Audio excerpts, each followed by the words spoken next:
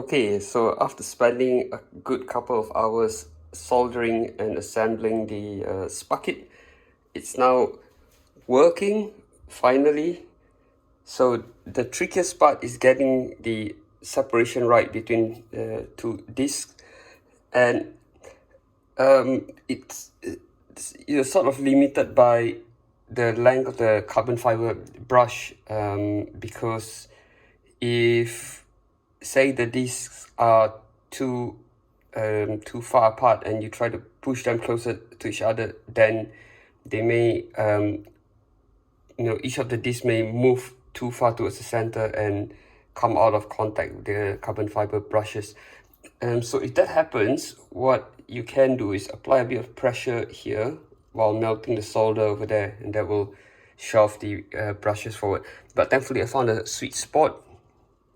So all the brushes are contacting the disc and the collectors are nicely spaced out. So the gap is all correct and all set up. Another trick I've learned the hard way is always tighten all the bolts up before making final adjustments. Otherwise, they're going to mess everything up, because when you tighten the bolts, the disc will come slightly closer to each other. Anyway, so that's the Corona spinner experiment that I had up there. Let's just get this thing up and running now. So this is what it is. Right, this comes from New Zealand, and it's a really good educational toy. This is called a Wimshurst Machine. That's the what do you call that? The circuitry anyway, the schematics. Right. If we have a look inside, so this shows us how a Wimshurst machine works. Feel free to pause the video to have a closer look. Here it tells us the voltage potential across the electrodes based on the spark gap. So this kind of tells us that 1 centimeter is the largest gap that we can use practically.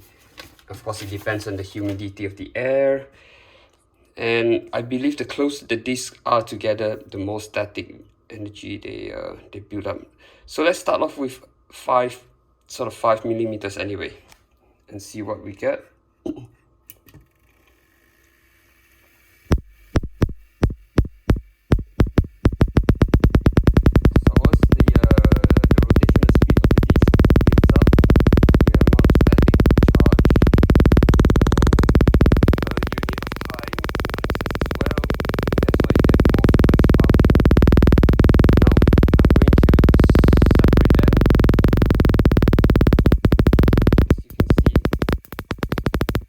About a centimeter apart, they don't arc so easily. Anyway, turn that off, and let's just do a safety discharge. Okay, so this other gadget here that I bought is called the Corona spinner.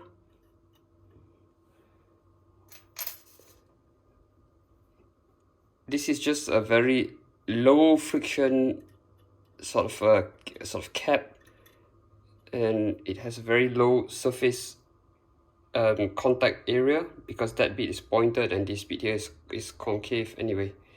If it doesn't focus, it doesn't matter. There we go, it's concave. So I'm going to place that there, and it's free spinning now. And we'll place the, oops, that's the wrong way around, I'm sorry. No, it is the correct way around. There we go. Okay, so what's going to happen now is, as the charges build up, they're going to fire off the Corona spinner from the sharp pointed end. Right, so the whole thing is conductive. So it's going to fire off electrons this way and that way, and that will cause the air around it to move, because negative charge air particles will get attracted to positively charged air particles, and the reaction will cause the chronos spinner to spin around. Now I'm just going to turn it on, and we'll see that in action. So we've got to give it a bit of time for the charges to build up, and now we can see it starting to rotate clockwise.